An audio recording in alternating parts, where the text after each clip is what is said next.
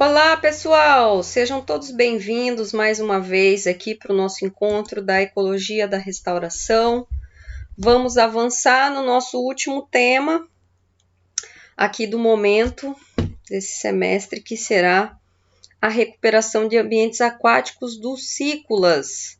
Então, nós temos conversado sobre etapas de um projeto de restauração, nós vimos técnicas de restauração do solo, de solos degradados, fizemos trabalho sobre isso, avançamos nesse tema, indo para técnicas de restauração de ambientes florestais, ambientes terrestres, e vamos conhecer um pouquinho também dos métodos e técnicas de recuperação dos ambientes aquáticos, focando principalmente na eutrofização, que é um dos problemas mais graves que nós temos nos ambientes aquáticos, visto que nós precisamos desses corpos hídricos, precisamos de água doce, né, para todas as nossas atividades. Então, vamos conhecer um pouquinho a problemática, né, os problemas que os ambientes aquáticos vêm enfrentando e falar um pouco de eutrofização e, por fim, conhecer as técnicas que existem para recuperar ambientes eutrofizados. Então, aqui só para ilustrar, pessoal, uma bacia hidrográfica, tá? Um ecossistema de água doce. Esse aqui é um modelo de rio que começa em regiões mais elevadas, né, de maior inclinação. O rio vai percorrendo, né, as declividades e termina aqui desembocando no mar. Os principais impactos, pessoal, que esse tipo, né, de ambiente, de ecossistema do cícula, né, as principais atividades humanas que têm causado impacto, elas têm trazido, né, problemas em relação à qualidade da água, têm trazido problemas para a biota aquática, para as comunidades aquáticas e, consequentemente, para o funcionamento, né, desses ecossistemas, funcionamento de lagos, rios, represas. Então, a gente tem observado impactos humanos resultantes das atividades humanas em todos esses aspectos. Então, a gente precisa aqui, ó, da qualidade de água, a gente precisa de água potável. Esses corpos hídricos, eles são as nossas reservas de água potável. Então, a gente tem prejudicado a qualidade da água, as comunidades, que muitas pessoas dependem, né, de peixes, de camarões, de água doce, lagostins, e a gente acaba perdendo o quê? Né? Os serviços ecossistêmicos que esses ecossistemas traziam para nós. Quais são as principais causas, né? Quais atividades humanas, então, que têm levado a esses problemas? O desmatamento, né? Então, a gente tem perdido a floresta ripária, né, a mata ciliar, com isso, né, tem trazido mais sedimento para os ecossistemas aquáticos, lembrando que a mata ciliar, né, funciona como um tampão, ela funciona barrando, filtrando o material que iria para o rio, né, se ela não estivesse ali, e como a gente tem removido a mata ciliar, a gente tem perdido esse serviço ecossistêmico. Então, nutrientes, sedimento, herbicidas da agricultura, fezes de animais, tudo tem ido diretamente para os corpos hídricos em função da falta da mata ciliar. Mineração do próprio corpo hídrico, isso é muito comum, mineração de ouro nas margens dos rios, mineração de areia para construção humana, então tudo isso tem levado a alterações na estrutura, né, dos corpos hídricos e consequências na física e química da água. Material residual, né, despejo de esgoto doméstico, industrial, efluentes de atividades agrícolas, resíduos humanos, tudo isso tem ido também diretamente para a água. Introdução de espécies exóticas tem causado muitos impactos negativos nas comunidades aquáticas, principalmente a introdução de tucunaré, que é um predador voraz, pessoal. onde ele chega, ele acaba alterando e predando e diminuindo a riqueza de espécies de presa. E também temos a tilápia, né, no semiárido, que tem pontos positivos, serve de alimento, fonte de renda para a população, mas ela altera a qualidade da água e pode desencadear processos de eutrofização. Então, você vê como o sertanejo fica entre a cruz e a espada, né? Não sabe se é bom pescar o peixe e perder a qualidade da água ou se a gente mantém, né, uma água potável às custas, né, da alimentação e economia. A construção de reservatórios, principalmente na região sul e sudeste do Brasil. É delicado falar da construção, do impacto de açudagem no semiárido, já que aqui a gente tem uma carência, né, de água por muitos meses do ano, mas em grandes rios perenes, como o Rio Paraná, né, as subbacias do Paraná, são notificados muitos impactos negativos decorrentes da construção de cascatas de reservatórios, de muitos reservatórios. Então, essa construção em cascata de reservatórios nesses rios perenes tem alterado a estrutura física, química da água e, consequentemente, levando a alterações nas comunidades de peixes, por exemplo, com o desaparecimento de espécies de médio e grande porte, espécies migradoras, e eram as espécies alvo da pesca, né, da pesca artesanal. Então, essas atividades humanas têm impactado e têm alterado os serviços que a gente tanto precisa dos corpos hídricos. Então, como consequência, pessoal, de todas essas atividades, a gente tem o aumento do material em suspensão na água, o assoreamento, né? Então, está chegando muito material em suspensão, está chegando muito material particulado nos rios, está entrando muita matéria orgânica nos rios, nos açudes. Com isso, olha aqui o que a gente está chegando, né? Está desencadeando quadros de eutrofização, pessoal. Vamos ver já mais à frente o que é essa eutrofização, só um minutinho. E o assoreamento, que quer dizer o rio vai se tornando mais raso, e vários processos são alterados por causa disso, pessoal. Perda de diversidade biológica, como eu já comentei com vocês. E vamos conhecer um pouquinho mais a fundo o que é a eutrofização, pessoal. Então, eutrofização é um estado de trofia do corpo hídrico. É um estado máximo de trofia, quer dizer que a gente tem muita matéria orgânica nessa água. E ela é decorrente do aporte, da chegada de muito nitrogênio e fósforo.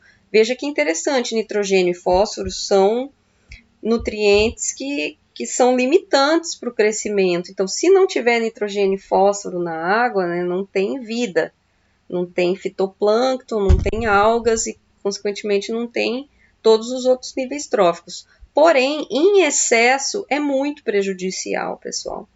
É esse quadro de eutrofização que a gente já vai entender passo a passo. Então, o que é a eutrofização? É uma condição do corpo hídrico em que ele está com matéria orgânica, principalmente fósforo e nitrogênio em abundância, e como consequência, pessoal, desse grau de trofia, de tantos nutrientes na água, nós observamos a explosão das comunidades de fitoplâncton, principalmente o grupo das cianobactérias ou cianofícias, são algas microscópicas que aumentam assim exponencialmente em abundância, tornando a água inclusive túrbida, escura, com muitas algas na coluna d'água, e também a gente encontra o desenvolvimento de macrófitas aquáticas em abundância, principalmente a Eichhornia craspis e a Pistia, tá ok? Aqui só para nós compararmos, pessoal, a eutrofização, ela ocorre naturalmente, mas ao longo de séculos. Então, um lago isolado, né, na origem, ele tem poucos nutrientes, pode passar alguns séculos, né, vai acumulando matéria orgânica, depois de mais séculos ele se torna aqui hipereutrófico, né, e com o tempo ele pode se tornar um ecossistema terrestre, né, quando essa água realmente deixar de existir. A diferença aqui, pessoal, da eutrofização artificial são as fontes de nutrientes. Aqui é uma fonte baixa, por isso que é demorado, né?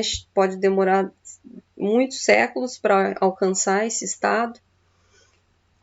E aqui a eutrofização artificial induzida pelo homem, ela é rápida, né? A gente pode desencadear um processo de eutrofização ao longo de décadas, em decorrência do aporte de efluentes urbanos, que são esgotos, né? Esgoto industrial, fertilizante, então aquele fósforo e nitrogênio que é usado na agricultura, que não é aproveitado pelas plantas e a chuva vai carreando, e como nós não temos a mata ciliar mais, vai diretamente para o corpo hídrico, enriquecendo e se tornando danoso, né, para o ecossistema, e o aporte de sedimentos também, que faz os rios, os lagos ficarem mais rasos, e quem já estudou, né, limnologia, a profundidade aqui do corpo hídrico influencia na sua dinâmica, na sua dinâmica de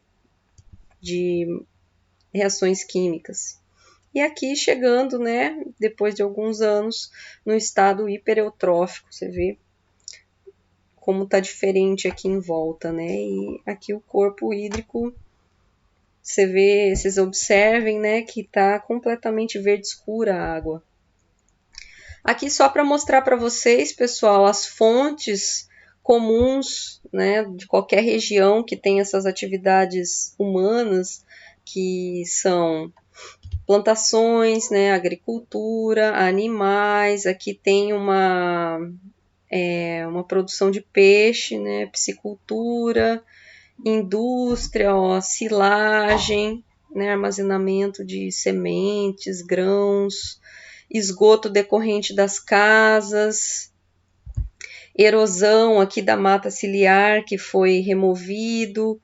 Aqui é uma barragem construída pelo homem, maricultura, deposição de despejos aqui por pesca industrial. Então, como os corpos hídricos estão em contato, a gente vai observando a eutrofização aqui, principalmente no ambiente de água doce, tá ok, pessoal? Isso aqui ocorre na água doce, no rio. Então, todas essas setas indicam fontes de nitrogênio, de fósforo, de matéria orgânica em geral, tá ok? E isso vai levar a um quadro de eutrofização. Então, vamos conhecer um pouquinho, pessoal, olha como é a biodiversidade muito mais elevada num lago oligotrófico, água transparente, tá? Água com uma turbidez baixa. Turbidez quer dizer água turva, então uma turbidez baixa é uma água mais transparente, mais cristalina. Nós temos diversidade de espécies, tem uma boa penetração de água, então os organismos aqui do fundo conseguem fazer fotossíntese. E em geral, pessoal, o fitoplâncton não cresce em quantidades elevadas, porque a gente tem uma quantidade baixa de nutrientes dissolvidos na água. Então, começa a ocorrer o aporte, a entrada de nutrientes, a comunidade vai mudando, tá vendo? A gente já tem um biofilmezinho aqui, né? Já tem a água começando a ficar mais túrbida, mais turva, mais escura, dificultando a entrada de luz. A gente já começa a ter a mortalidade aqui dessas plantas aquáticas, porque já não está passando luz, começa a aumentar a concentração de nutrientes, o fitoplâncton começa a se desenvolver em quantidades elevadas, e com isso toda a diversidade de espécies submersas, ela vai reduzindo, começa a ter mortalidade de peixes, porque esse fitoplâncton, essa comunidade começa a utilizar o oxigênio bactérias começam a utilizar o oxigênio e pela falta dessas espécies aqui, ó, que acabavam depois da fotossíntese liberando oxigênio na água, a gente começa a ter uma hipoxia, uma baixa de oxigenação e todos esses organismos começam a ir a óbito, morrer mesmo. E aqui já é o fim do processo, né? Diversas espécies desapareceram, as plantas aquáticas submersas também desaparecem porque não tem mais penetração de luz, o fitoplâncton acaba turvando a água, os peixes morrem, toda a diversidade aqui de crustáceos também desaparece, começa a ter um looping aqui de o sedimento, por ter baixa oxigenação, começa a liberar mais fósforo e nitrogênio de anos depositado aqui, e isso aqui é um estado alternativo, como a gente viu lá do distúrbio, altamente resistente. Então é difícil você fazer o ecossistema que está no estágio de eutrofização voltar ao estágio oligotrófico, porque ele apresenta grande resistência.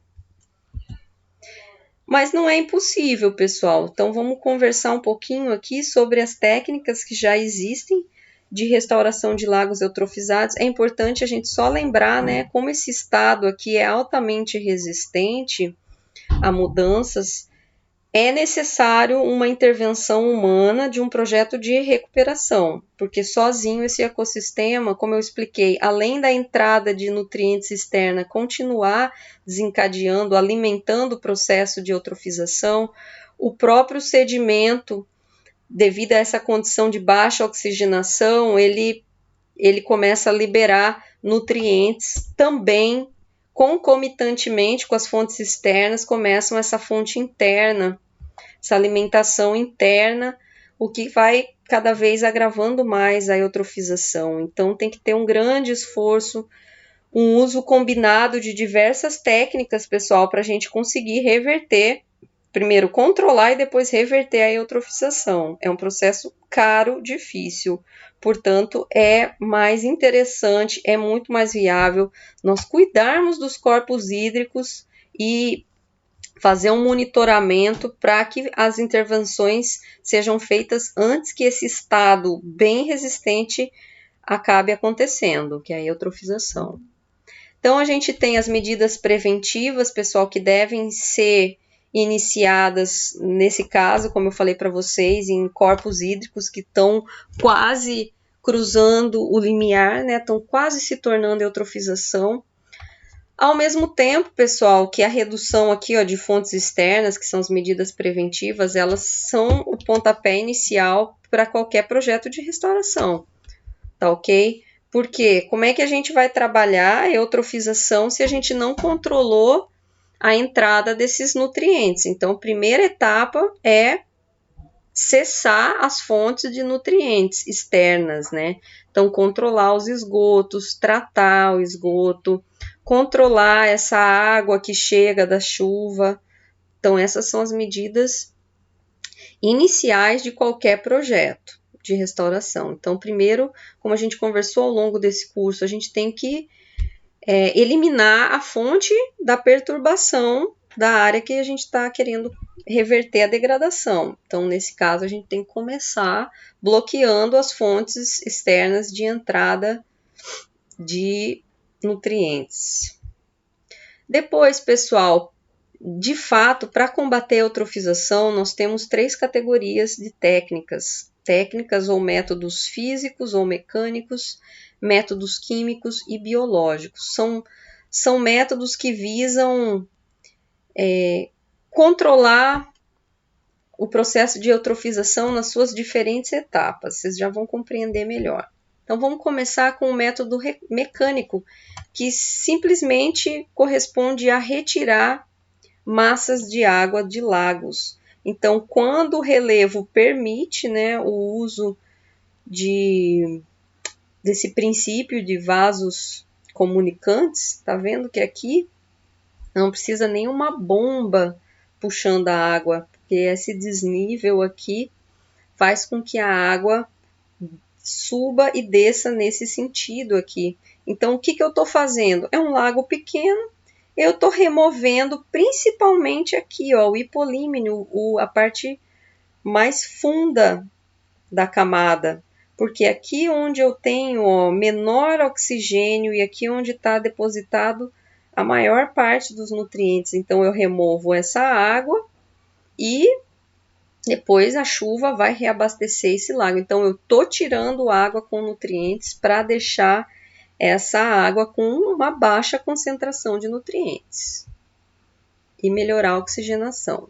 Lembrando que o oxigênio, pessoal, quando ele está em baixa concentração, faz com que todos os nutrientes que ficaram depositados aqui, ó, no sedimento, então quando eu tenho baixa oxigenação, principalmente nesse hipolímeno, nessa parte mais profunda da coluna d'água, baixa oxigenação libera fósforo e nitrogênio para a água. Então, essa aqui, pessoal, é uma técnica bem interessante que visa introduzir o quê? Oxigênio via aeração. Aqui sim é uma bomba que fica injetando oxigênio para quê? Para tentar bloquear esse processo da fertilização interna, que são esses nutrientes saindo do sedimento. Então, a introdução de oxigênio tem muito esse objetivo de bloquear e como se fosse impermeabilizar o sedimento, para parar de ficar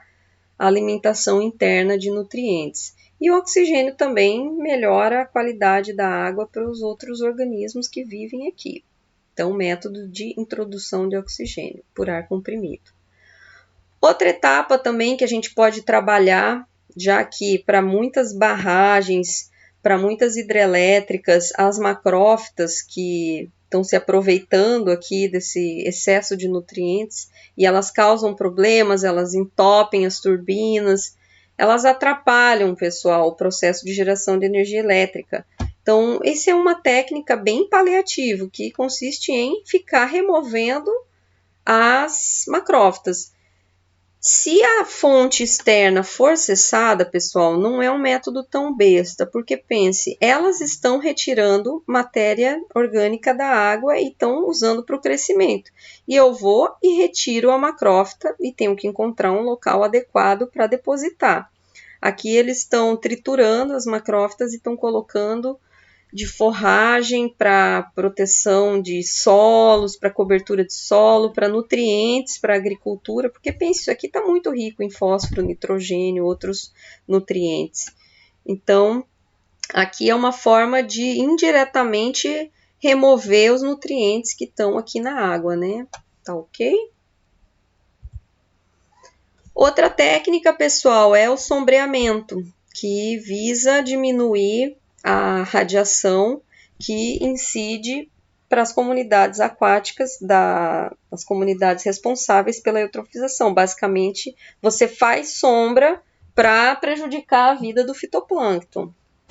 Só que isso aqui, pessoal, funciona muito bem, ó, e a ideia ainda tem técnicas que visam o plantio, a recomposição da mata ciliar é ótimo, pessoal, porque vários serviços voltam, né, para o ecossistema, não só o sombreamento, mas a retenção de material que vem carreado pela chuva, diminui o assoreamento, diminui a entrada de nutrientes, porque a chuva traz os nutrientes e essas plantas aqui da margem acabam absorvendo e diminuindo o aporte na água.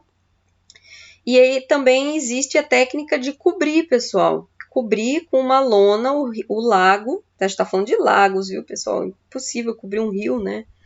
Mas cobrir um lago, se bem que não é impossível cobrir um rio, pessoal. Se der tempo, eu falo dessa técnica para vocês.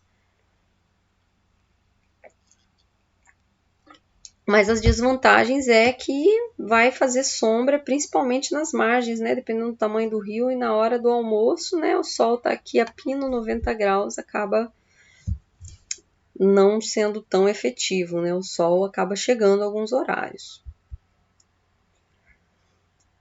Métodos químicos, pessoal, o uso de herbicidas, já que, né, a gente está falando de uma comunidade vegetal, fitoplanctônica principalmente, né, o grande problema. Macrófitas também, mas a gente costuma ver muito aquela água túrbida, então existe essa técnica. o uso de sulfato de cobre, óxido de cloreto de cobre, são os menos danosos. Porém, como o herbicida ele não é específico para o fitoplâncton, acaba que ele dizima, né, ele elimina tudo que for de material vegetal. Não é a técnica mais indicada, pessoal, por ser tóxico, é um veneno, né, um herbicida. Essa é uma técnica muito interessante, que funciona bastante, pessoal, que é a floculação. Você adicionar coagulantes, então alguns produtos químicos, o sulfato de alumínio, sulfato de zinco, cloreto férrico. O que eles fazem? Essas partículas, eles aderem, eles se ligam à matéria orgânica da água, e como ele fica, né, forma esses coagulados, esses blocos de partículas, fica pesado e acaba decantando, vai para o que chama, né, coagula, vai para o fundo do sedimento e remove a matéria orgânica, os nutrientes da água. Por que não é amplamente utilizado? Porque não é barato, pessoal. O Foslock é um nome comercial de um floculante, só que ele tem um valorzinho elevado, ele é caro. E, pessoal, o que tem mais dado certo, né, em alguns estudos que já foram realizados na Europa, é o uso conjugado, o uso simultâneo de diversas técnicas ao mesmo tempo, porque vocês podem perceber, cada uma atua numa etapa do ciclo. Então, vou mostrar para vocês aqui é uma balsa de sucção, então tá removendo aquela água super concentrada em nutrientes.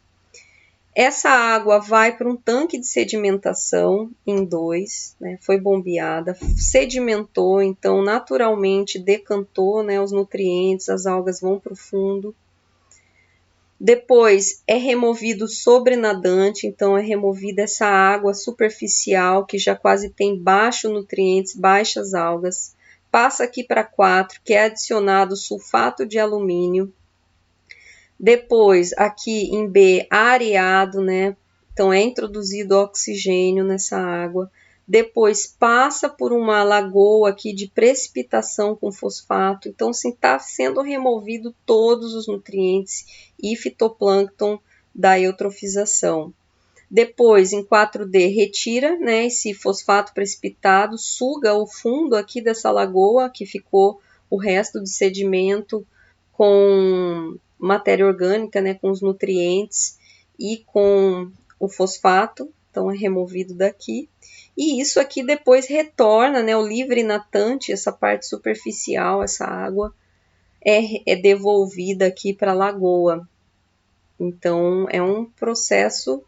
E esses nutrientes aqui, ó, dessas lagoas, essa parte do fundo, é utilizada em agricultura, jardinagem, em hortas. Por quê? Porque é rico em fósforo e não é um nutriente sujo, pessoal, não é sujeira. Fósforo, nitrogênio, não são sujeiras, mas, pessoal, no ecossistema aquático lacustre, aqui num lago, desencadeia a eutrofização e a gente perde todos os serviços ecossistêmicos que essa água pode nos fornecer. E os métodos biológicos, pessoal, que poderiam também estar conjugados aqui em alguma etapa, poderia ter alguns peixes aqui, ó.